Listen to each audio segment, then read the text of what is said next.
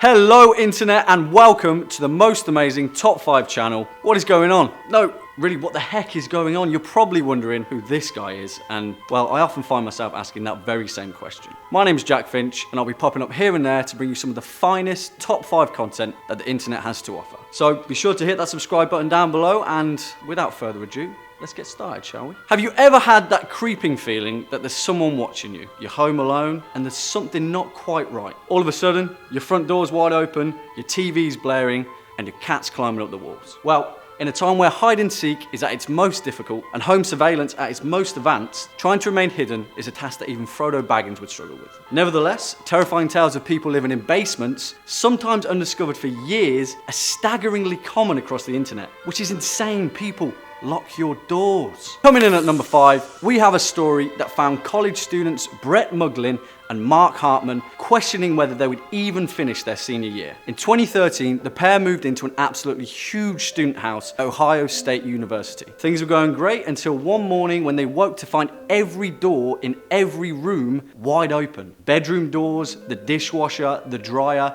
the washing machine, even the microwave. Talking to their college newspaper, they said, "We've been telling everybody the story of the ghosts in our house coming and opening all our cupboards, the microwave and oven, and all this stuff. We weren't really sure how to explain it." Things got even weirder when they would start to hear strange noises like dings and alarms late at night. They thought it was coming from downstairs, so they decided to investigate. Brett and Mark scoured the house but didn't find anything until they reached the basement, where they discovered a locked door that no one had a key to. Sounds? They were coming from inside. The noises and strange occurrences continued for weeks until Brett had a weird encounter. He was fixing the power downstairs when he came across a man they had never seen before. Without skipping a beat, the man told Brett, "I was wondering when I would get to meet the people who live here." He introduced himself as Jeremy. Later that day, when Brett and Mark were hanging out with the house's downstairs lodgers, Brett made a comment that he'd met their roommate Jeremy recently, to which they all replied, "We don't have a roommate named Jeremy." In fact, no one had even heard of a man named Jeremy. So, of course, they called the landlord, who then called the police, who then pried off the mystery basement door and inside found a livable bedroom with photos, a TV, and a wardrobe full of clothes. There were even family pictures on the walls, to which Brett later identified the man that he'd met. I told you guys, lock your doors. Next up at number 4 is something pretty different. In August of 2010, amateur antique collector Gloria Gomez was keen to explore the basement of an abandoned Los Angeles apartment building. She had caught word of 3 large trunks that had been left behind from the 1930s and was eagerly hoping to find some treasure. Unluckily for Gloria, the first 2 trunks were empty, but as she broke the lock on the 3rd, she was astounded by what she had found: a gleaming crystal bowl, stacks of beautiful books, and an incredibly rare copy of Peter Pan. There were also 2 leather doctor's satchels, which Gloria had hoped would be worth a pretty hefty sum. While inside those bags were small bundles of LA Times newspapers from the 1930s. But what she found wrapped up in the print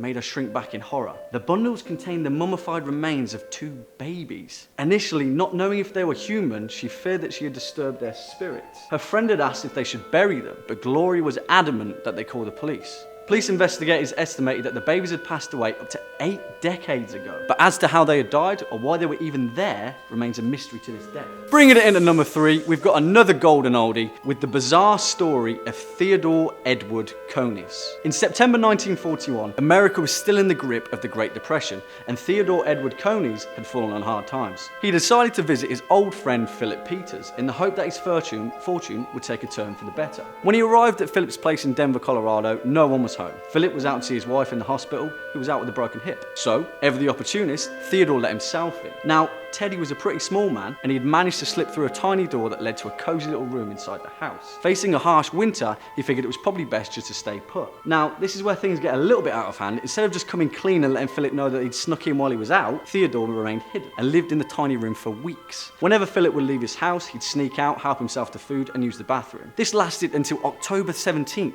an entire month's worth of hide and seek. On that day, Teddy did his usual routine and slipped out of his hiding hole to cook some lunch. Except Philip hadn't gone out this time. He was actually napping and was terrified by the man walking around his house. Theodore attacked Peters, brutally pistol whipping the 73-year-old man to death. Instead of fleeing the scene, Teddy had gotten used to his hiding spot and returned there after the crime. Police were called after Philip's friends hadn't heard from him in a while and discovered his body while checking the house. The investigators were completely perplexed by the crime and left the case cold. Philip's wife hired housekeepers shortly after his death, but they all quickly left, convinced that the house was haunted. Teddy remained in the house for an insane 11 months until he was caught. It was only until a stubborn police surveillance officer saw him twitch a curtain where he was chased through the house back to the tiny hole that he'd been hiding in. Crazy. Now, at number 2, we're going back to the basement in Beijing. In 2017, a Chinese state report highlighted the existence of an entire underground city of workers right underneath a luxury Beijing apartment complex. Homeowners of the Zhulong Gardens residence first became suspicious when they'd started to notice more and more unfamiliar faces in the apartment's lobby.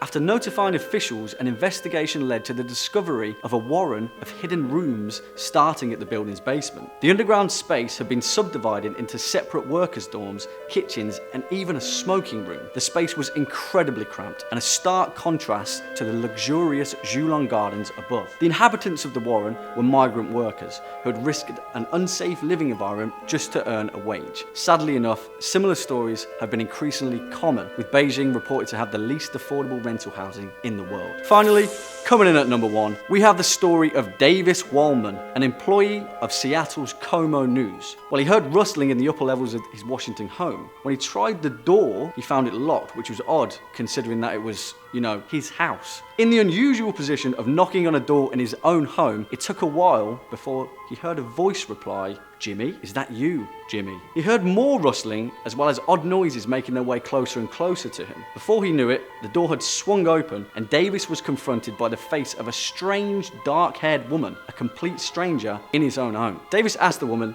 who the heck she was and why she was in his house, but the woman insisted, "This is my house. I live here. Jimmy said I could live here." While sneakily calling 911, Davis tried to keep the woman distracted until police could arrive. Unfortunately, they took almost 20 minutes to get there, and the strange, dark-haired woman had disappeared. Davis says he has no idea how the woman had entered his house. Nothing was stolen, and there was very little out of place. Police are still investigating the case, and Davis has since changed all of the locks on his doors. Good job, Davis. That's all we've got for you today, folks. Make sure to hit that subscribe button and you'll hopefully be seeing a little bit more of me. And until then, take it easy.